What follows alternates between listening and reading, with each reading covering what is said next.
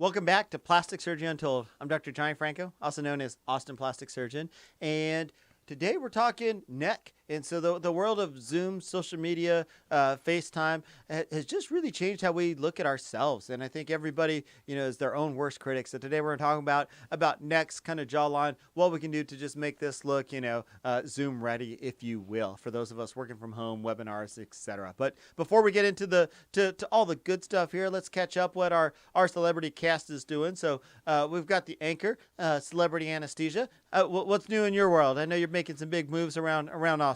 Making some big moves. We're should close on our house next week, which is very exciting. But beyond that, it is Thanksgiving next week, so we're excited. We're actually going to go down to just outside of Houston, go see my grandmother and the rest of my family, a little socially distant Thanksgiving celebration.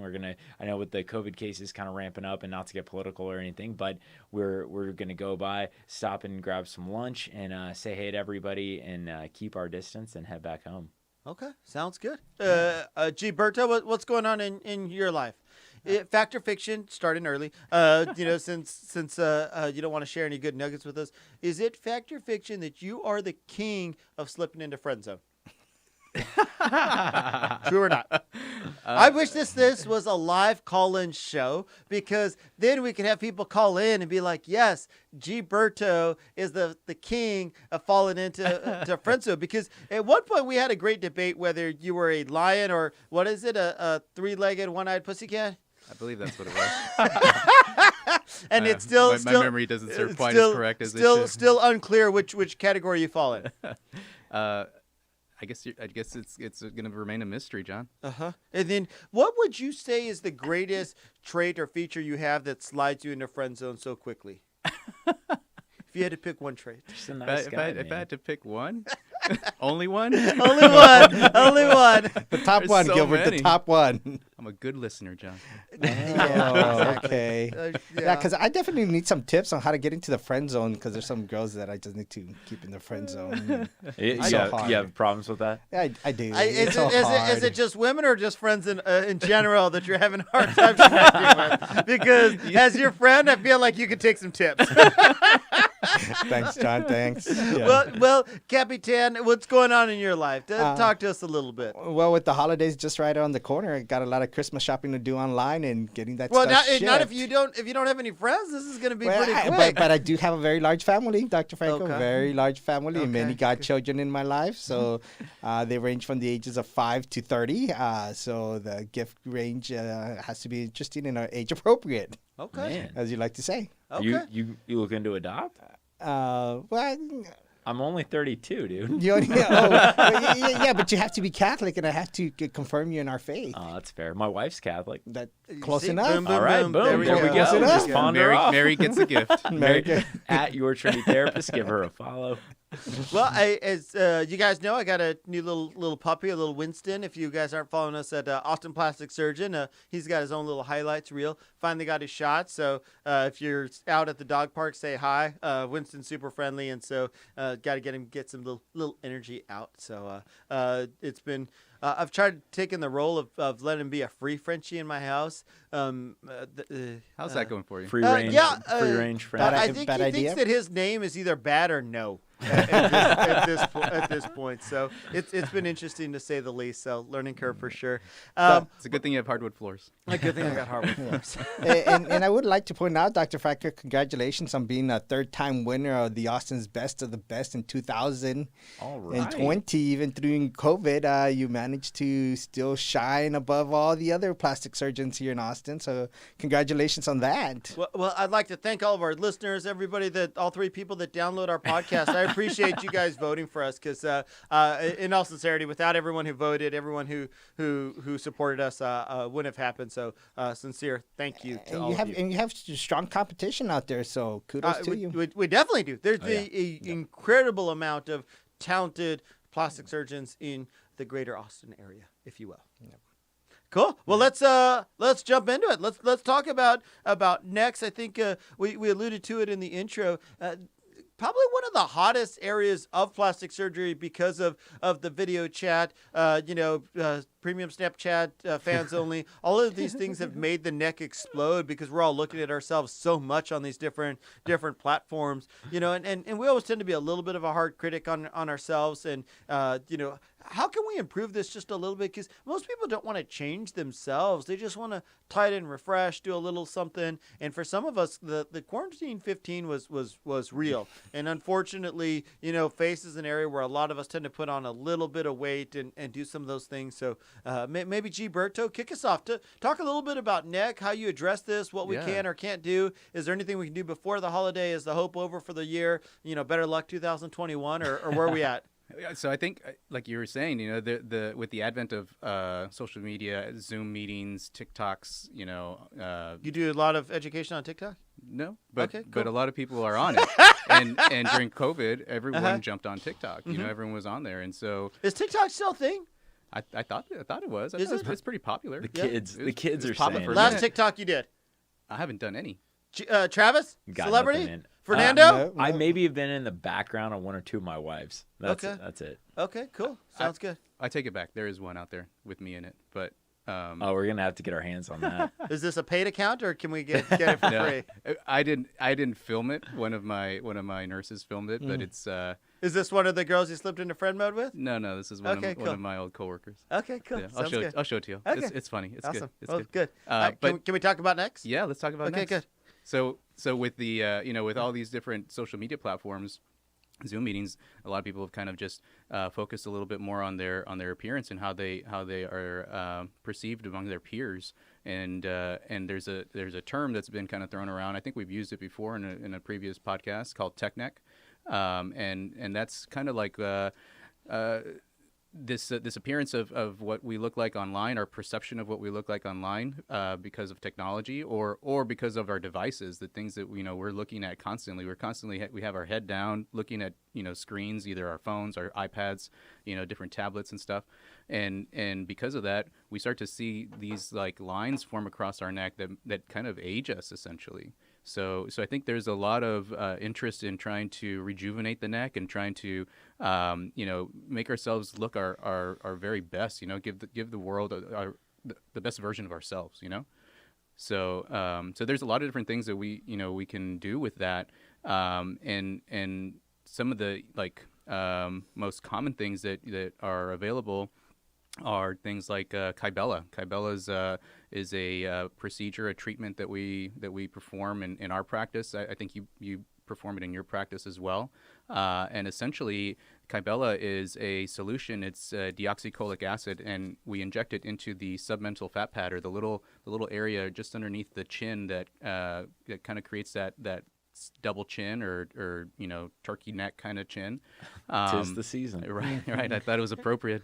And when we're talking about necks, to kind of put in perspective, can you break this down a little bit for us? Because, with the initial evaluation, how do we know who's a good candidate for what? Because it sounds like you're starting off with the kind of non-invasive, quick fix stuff, in terms of this. Because in my practice, it's always the difficult nature with necks, because there's a slippery slope. It's whether it's an excess adipose fat issue, volume issue of the neck that's making it bulge, or a skin issue. And the same thing that we struggle with tummy tucks, lipo, whether it's a skin issue or fat issue. In some cases, it's both. In some Well, cases, yeah. the patient may have excess fat in that fat pad, and they may have skin laxity, depending on how they take care of themselves. It's also age dependent in some cases. Do you have some good rules of thumbs? Because age, skin, there's definitely people going on 40 who are 40 going on 70. And there's people who are 70 going on 40, vice versa. And so age is an,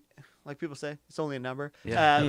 It's a guide, but there's lots of factors. How do you go about who's a good candidate for Kybella? Because I don't want 8 million. I mean, I do want 8 million people rushing to your office to see you because you're fabulous. But we want to make sure they're going there for the right reasons. Yeah. How does somebody know whether they're a good candidate for like Kybella, or if they need something else before I think that's where we come in. I think we're the ones that are supposed to be making that decision as far as what's the best approach to treat these problem areas. But I will say that skin laxity is not going to be corrected by Kybella.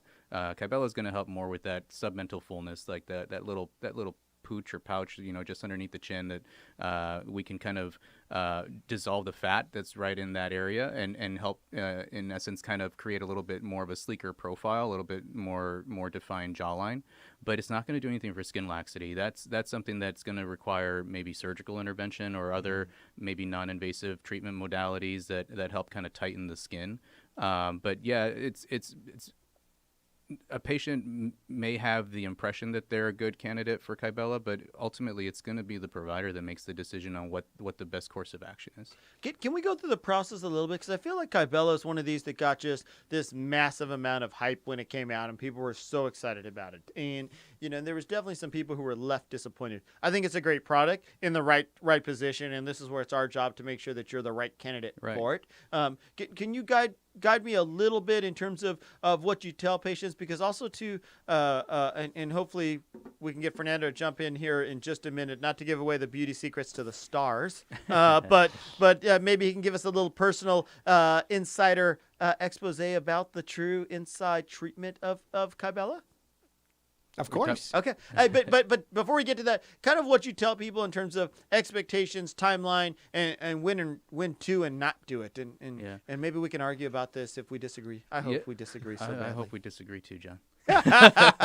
So I'll have patients come in, and first thing I'll do is I'll hand them a mirror. Like we know what they're coming in for. We've talked to, we've scheduled them for a consult for Kybella, so we know that they're coming in for that. I'll hand them a mirror. I'll ask them to show me what are the areas that concern them, what they would like to improve upon, get a little bit of background on their situation. I'll also take some photos. I love getting photos of my patients so that I can have something to show them, because what we see is not the same thing that everyone else sees.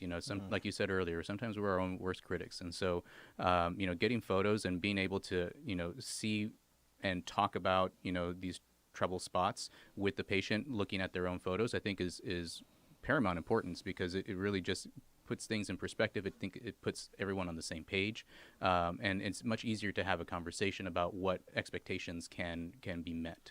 And in terms of expectations, just so people understand, with Kybella, that's not something they're going to see an immediate result. This isn't like a filler. You know, like if you're doing somebody's Juvederm lips or something, right away they see the result. Boom, looks great. Yeah, I love my lips. They may be a little swollen. But Kybella's actually the opposite. Quite opposite. As a matter of fact, things actually get quite swollen, pretty swollen over the following 7 to 10 days, sometimes up to 2 weeks, because of the way the product is taking effect, the way it's working. It essentially emulsifies the fat, and by doing that, it creates like an inflammatory response in the submental area, in the lower neck area, or below the chin, I should say.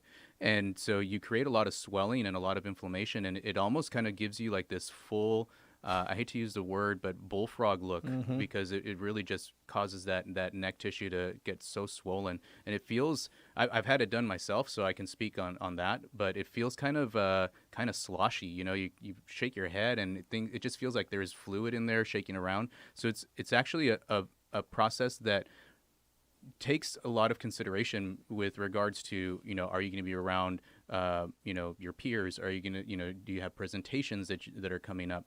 Things that, family events where you may not want to, be quite so swollen, and take that into consideration when you're planning these treatments. But over that period of time, as that inflammation kind of starts to subside, we do start to see a reduction in that submental fullness.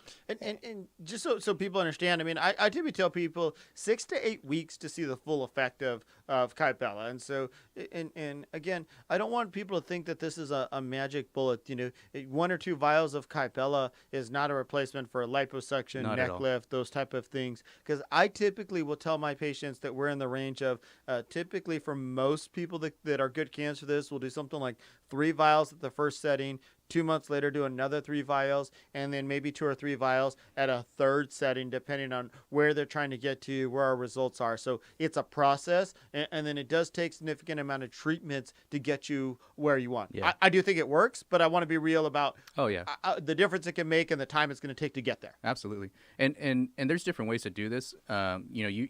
It sounds like you take a pretty aggressive approach right from the beginning, doing 2 to 3 vials. I have some patients that maybe don't want to. I ain't playing no games. Let's go. go. Let's do it. Let's get this show started. Let's roll. Johnny's favorite line is "Go big or go home." Exactly. You're welcome. You're welcome. But I have some patients that maybe don't want such a drastic, amount of swelling. So we kind of space things out even further still and use less product with the understanding that they will eventually get to that endpoint that they're looking for, or as close to as possible, but in a more subtle way, so that they don't have so much swelling or so much inflammation, and they can kind of carry on with their normal day, throughout their normal days as without much interruption. So you treat Kybella very, very, very similar to your dating life. Very, very, very slow and steady. It's a long game, John. Okay. No, good. Just want to make sure that everybody understands. The Kybella friend zone. It's the long game. It's the long game. So 10 years from now, they might be able to see, the nice chiseled jaw and stuff. I like it. I like where you're going here. Not 10 years, but maybe like 6 months. Fernando, as a man of beauty yourself, that takes a lot of pride in your personal hygiene and self-care, can you talk to me before you grew out the man beard and caveman look? You had a chiseled jaw and you had done some Kybella. So tell me a little bit about your experience and how this chiseled that beautiful face of yours. Because someone actually confused you for Gilberto recently. Oh, really? And so you were there. Oh, I was. Forgot? Yeah. Well, okay. Well, good. I'm glad you. It was you a saw the memorable comment. experience. Because remember we talked about if she confused you for Gilberto, then maybe you're Austin's most beautiful man. Well, that may be true too. That's debatable. But to Johnny's point, I guess it was about a year ago, I got pleasantly plumped is the term that I like to use. And my face is naturally chubby, but it got way too round. So I had the little double chin going. And I know you can't see it right now because I grew out my COVID beard. Once I get released from my COVID imprisonment, I would take it off.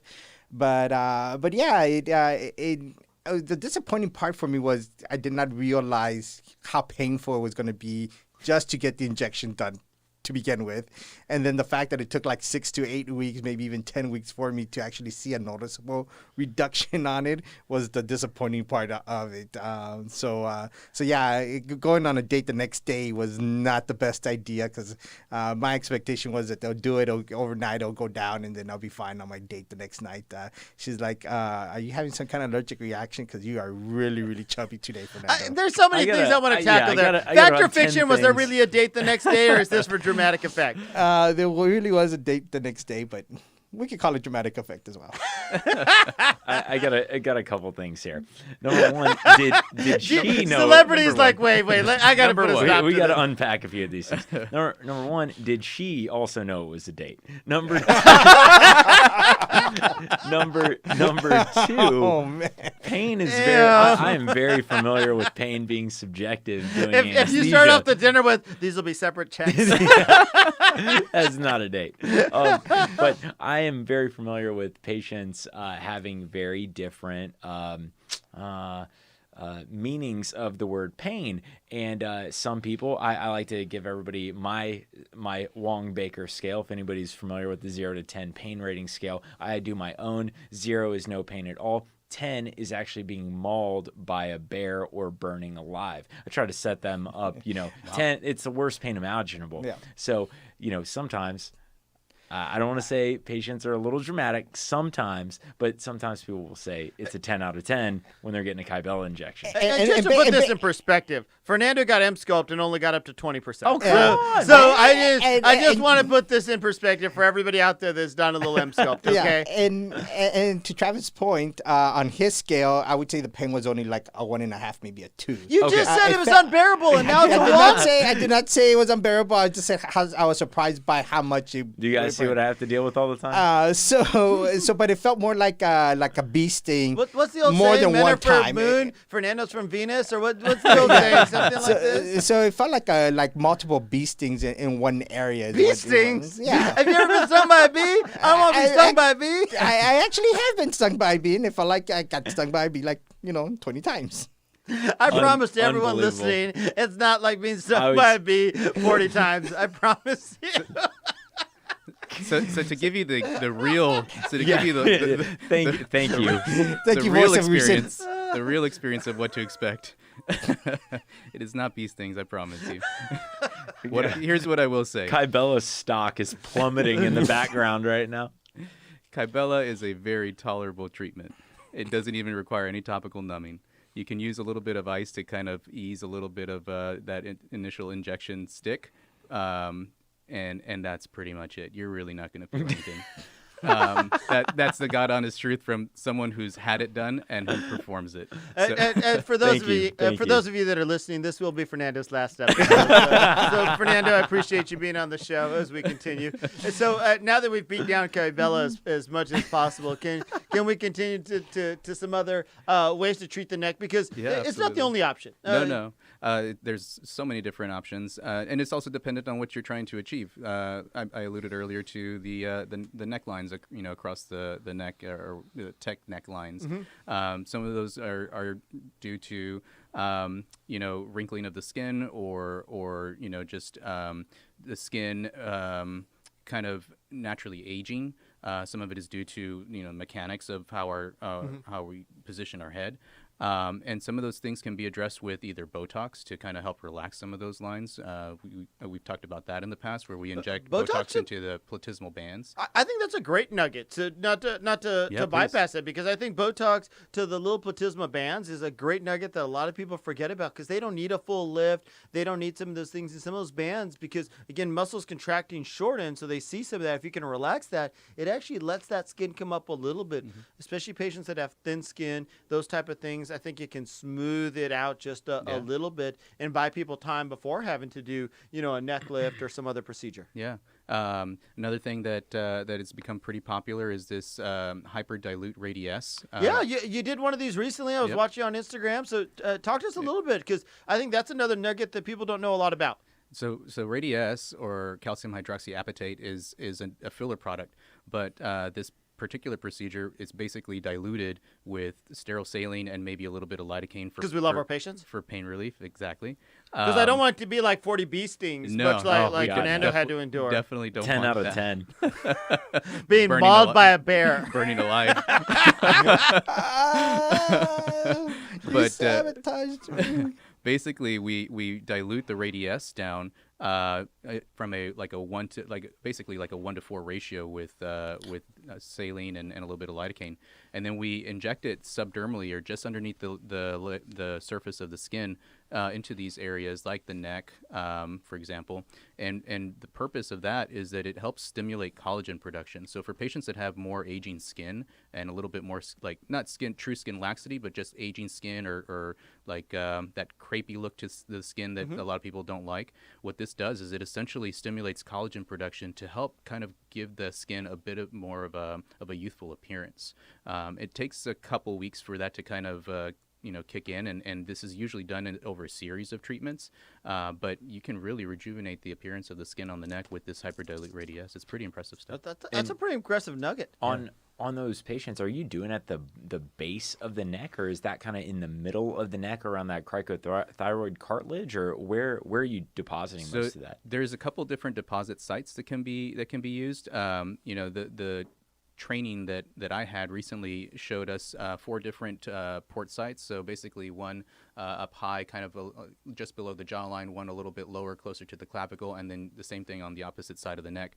And the way I trained to do it was with a cannula, which is like a blunt tip needle. And so we basically make a little insertion point with a sharp needle to allow the cannula to enter into the skin, similar to what Dr. Franco would use in doing liposuction, but instead of pulling stuff out, we're pushing product in, and much smaller. And much smaller. This is essentially the size of like a almost like an insulin needle, but long. It's about 1.5 inches long, and it goes just underneath the surface of the skin, and we're basically just pushing this product underneath the surface of the skin to stimulate that collagen.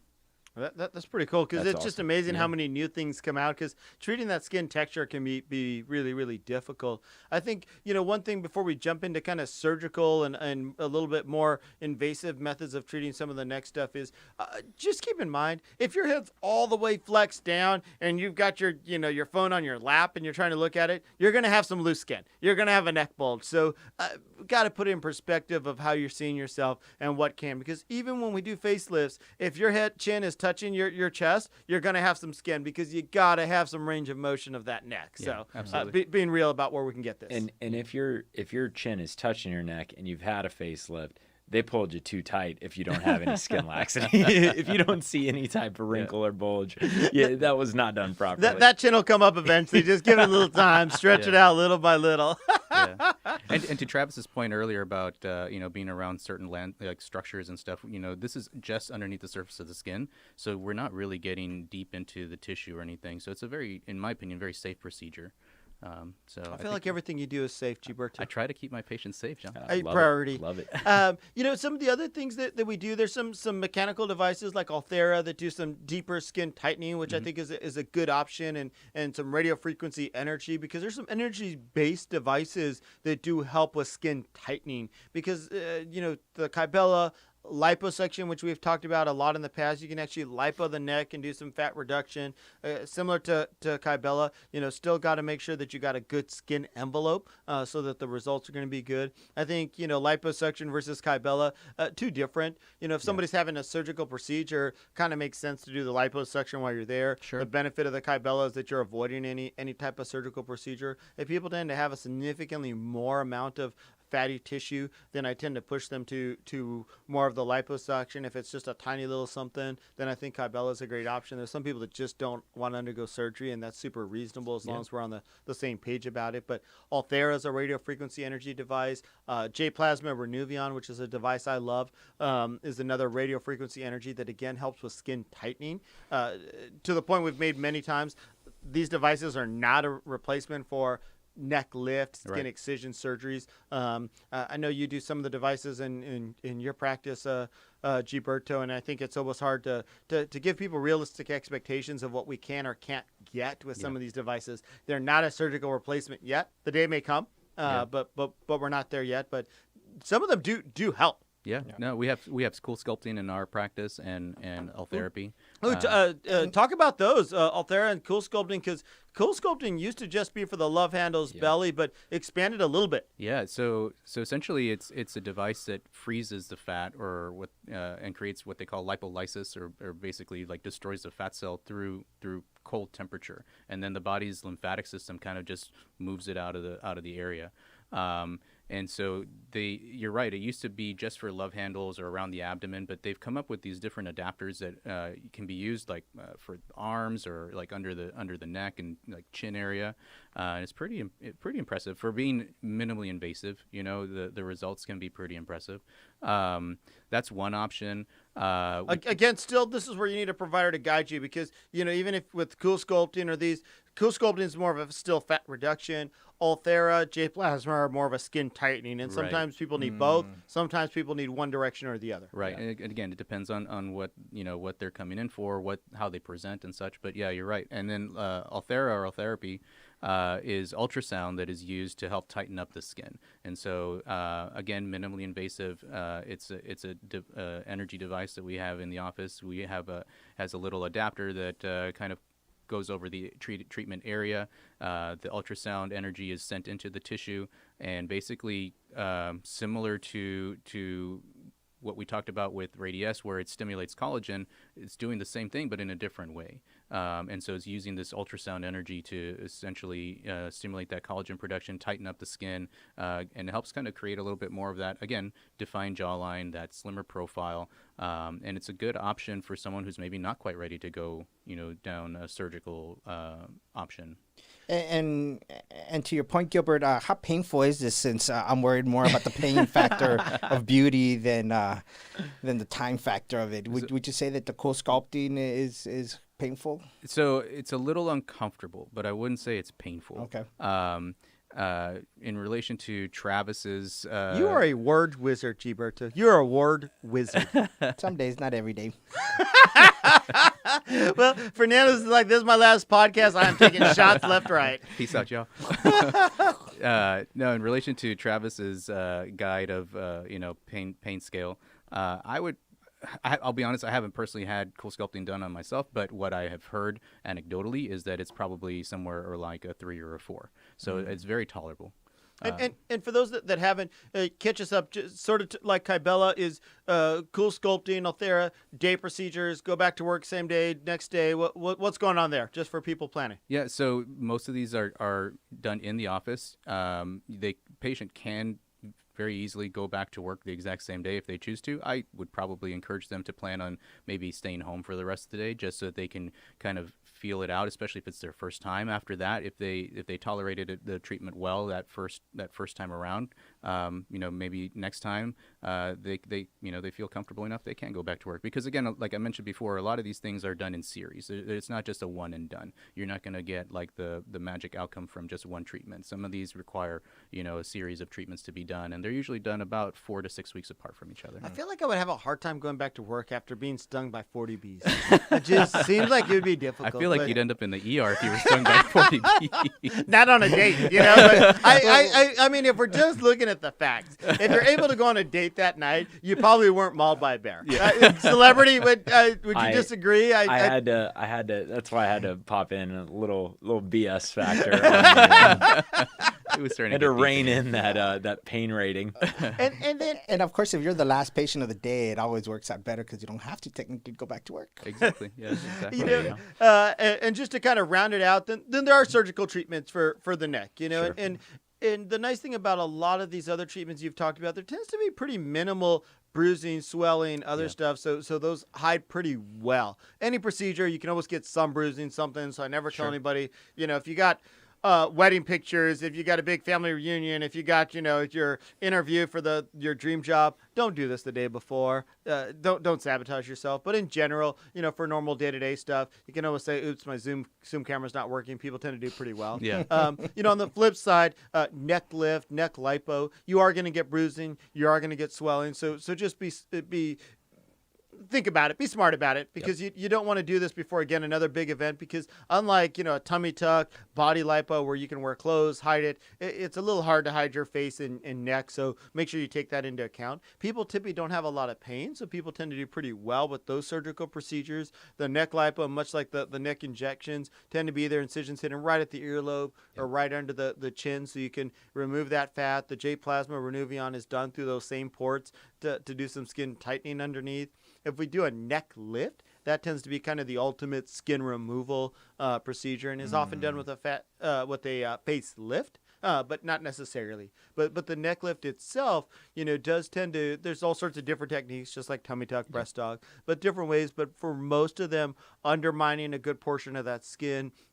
A lot of people do something in terms of tightening the muscles for the neck, getting rid of the platysmal bands that we're Botoxing, because a lot of times you see the edges of that muscle, and it's basically doing the corset for the neck so that you can get that neck up and high and tight, and then redrape the skin over it. Cause, almost like an abdominoplasty for your neck. Boom. Just you refer to our last super snatch episode. neck, if you That's will. right. That may have to be our new thing, because I think most surgeons would agree, and this is where some of the problem with some of the threads and other stuff, anything that's just based on a suture pulling, and Celebrity, you see everybody else's techniques. Sure. Pretty rare that you see any of the plastic surgeons at our center just grab the skin, pull without undermining, without freeing up, without doing something, and just try and pull something tight and hold it with sutures, because in general, that doesn't last. Nope. You're exactly right. I mean, almost nobody's doing that, and I think there may be a time and place for threads, but for most of the guys that I work with do not advocate that practice, and they really think that if you want a big change, you need to have some surgical alteration, skin removal, muscle tightening, something bigger needs to be done if that's really the look that you're going for long term. And that's something that, because it's your face, you do got to plan to give yourself a little bit of time off, because you want to heal well. You want those incisions to heal well. I know I have gone over this over and over again. Neck lift, face lift, these things. Smoking is a deal breaker for me in my practice, just because, you have some skin loss or something in your face. It's a disaster for both of us, and again, for your own protection, got to be crazy about that. That's something that studies have shown. Face and neck lift, hypertension, high blood pressure. Definitely puts you at higher risk for a bleed after surgery. That's been well documented. Yes, yeah, absolutely. And that's one thing, with facelift patients in general, my biggest focus is blood pressure control on those patients. What do they look like preoperatively? What does their hypertension or antihypertensive regimen look like? What meds are they on?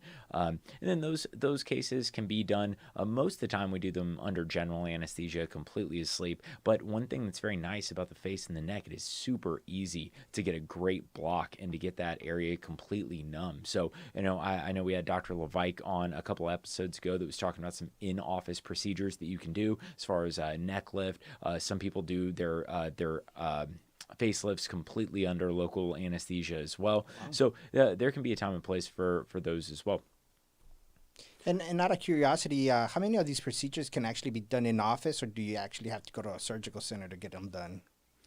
I think that varies on, number one, what does the patient look like, and what are their comorbidities and whatnot. And then also, look at, does that surgeon want it done under local anesthetic, or do they want it done under general? You should never have general in an office that's not outfitted for general anesthesia and doesn't have those protocols in place. If you are in an office setting that is used to doing local anesthetic cases, they still have to have all their emergency airway equipment and all that stuff just in case. To the point just of this podcast right now, right? You had two beautiful men that had this procedure. I think there's a couple of nuggets there. One, like we're talking about, two men that had plastic surgery, which is a topic for another day. Yep. But, it's much more common than it ever was before. Second, two people had the exact same procedure and they would describe the pain, discomfort completely different. And so to your point earlier about everybody's perception of pain is a little bit different. We're not going to say that one is stronger, more tough, maybe a little bit maybe a little more masculine. Yeah, nope, we're not going to say that. Not going to draw any conclusions to that effect, none at all. But, definitely different experiences. Yeah. And so in general, most of the non-invasive stuff that Gilberto, Austin's most beautiful man, had talked about are able to be done in the office. I know a lot of people with Ultherapy and other treatments like that in the office do like Pronox, some nitrous oxide stuff to relax people. Some people do combination of Aleve, Celebrex, maybe even like a Valium and some other things to help with that, which would determine whether they can go home or not. And definitely not comparing that to anesthesia, but there's kind of a spectrum of what people can and can't do. And then to the surgical, no question, a lot of times it's some combination of this, but depends a little bit on patient's anxiety levels, comfort, and then the surgeon or provider in general. And another thing that, I know that sometimes people will have anesthesia for another procedure that they're having done. Maybe they're having some lipo of their abdomen or whatever. And while we're there, maybe they have a round of Kybella injection under general anesthesia in certain areas, or, whatever facial aesthetics injection they need to have done. Sometimes we just wrap it in and the surgeon's able to do that while the patient's completely asleep. Gilberto, we're down the home stretch here. Any take-home messages, points that you'd like to leave all your fans with? I think it's just really important, like we've talked about so many times in the past, just to have a good open conversation with the provider who's going to be performing any of these procedures, whether they're surgical or just minimally invasive, so that everyone is on the same page. I know I probably sound like a broken record saying this over and over again, but it really it boils down to making sure that everyone's on the same page so that expectations are properly met. And then how about a little behind the bovine nugget from you? Ooh, okay. Let's see. Not that we're doing a bovie when you're doing injectables. No bovies with injectables. So Kybella, which we talked about a little bit earlier, was released, or FDA approved, I should say, for treatment of submental fat. But what some people may not know is that it's actually being used in some other areas too, for little stubborn spots, like the bra strap little roll that some women may get. That little trouble spot on the abdomen where maybe you can't necessarily get that little pooch of fat to kind of tighten up, and you're not quite ready to do lipo or anything like that. So it's actually being used for a lot of different areas to treat some of these like little trouble spots too. I actually love it for the little banana roll underneath the butt. nice. because you got to be careful about messing the fold of the butt up. But that's one spot where I actually love the Kybella. So that's a good one. That's a good one. Yeah. Can we get a quote of the day? Celebrity? Can you take us home? I would, but Gilberto had a couple lined up for today. He was excited okay. about. No, this is his I feel like episode. I'm Gilberto's letting him carrying this dominate. episode. Absolutely. He's got to balance out Fernando's, Debbie Downerness. Thank you, Fernando. You're welcome. Let's see. I've got a few, but this one kind of I really like this one. Okay, please. It's about bee stings. I'm on pins and needles. Are you? Did you guys ever decide on what Fowler meant? Fowler position? Did anybody research this since our last podcast? I didn't. Does it have something to do with? Actually, I don't know. My best guess is maybe he's having something to do with like respiratory distress of some sort. Treatment of appendicitis. Interesting. Really? Yep. I didn't know that. So that everything falls into that posterior gutter. Interesting. You're welcome. All right. Interesting. Mhm. I like it. Yeah. Thank you. You're welcome. A little bit of knowledge every time. So this is one that I shared with Travis earlier this morning, and he really liked it. It's by RuPaul. Oh, you guys are having group meetings without me? We are. You guys, You're- no, take it away. Take it away, Capitan. You're a hardworking man this morning. You were at the hospital early in the morning. We're working hard, Yeah. day in and day out. This one's actually by RuPaul. It says, the biggest obstacle I ever faced was my own limited perception of myself. Oh, wow. Can I say that Gold Star Gilberto? I feel like this year, Crush it. Pandemic, everything else, quarantine, that stuff. I feel like people have been their own worst critics. I think people have gone into their own head. I think depression is real. I think something, in terms of this effect of isolation has really kind of made people think the worst of themselves. I don't think we realize how much we depend on outside comments. So maybe to everyone listening, say something nice to somebody today. Be If you're kind to one listening, another, guys. Say it. Yeah. Totally agree Yeah. with that. I also think, reach out to some friends. If you haven't talked to them in a little while, give them a call. Give them a cold call. Hey, what's up? How have you been? And just chatting with everybody, trying to make everybody feel like they're still connected, even though we are living very separate and kind of isolated lives at this point. But you're not saying to midnight text No, X no, and say no. WYD. No. Okay. Especially just if you're friend clarify. zone like Gilberto over here. So no 2 o'clock text messages? Nothing after 10 o'clock during the week. Nothing after midnight on the weekends. Okay. It's the standard Franco, rules. Thank you guys. Franco's rules to live by. Yep. Nope. Just trying to keep things PC. You're welcome. And how about 8 o'clock in the morning or 10 o'clock in the morning? No. I think you can start during the week. You can start at 6 a.m. I think on the weekends 7:30. Okay, because that's the time I got my text this morning. Was You're like wel- 7 Yeah. o'clock. Yeah. You're welcome. Yeah, Thank you. yeah, thank you. This was business. Well, I'd like to thank everybody for listening to Fernando's last episode on plastic surgery and It's been nice Untold. having you, Fernando. It's been a good Great. run. I loved it while I was here. Greatest podcast in the world is voted by us. Stay tuned. More episodes to come. Please download us wherever you get your favorite podcast. iTunes, iHeart, Pandora, Spotify. So a lot of outlets. And we're also available on YouTube. So feel free to look us up on YouTube. Austin Plastic Surgeon. Thanks, guys. We'll see you later. See ya. Have a good one.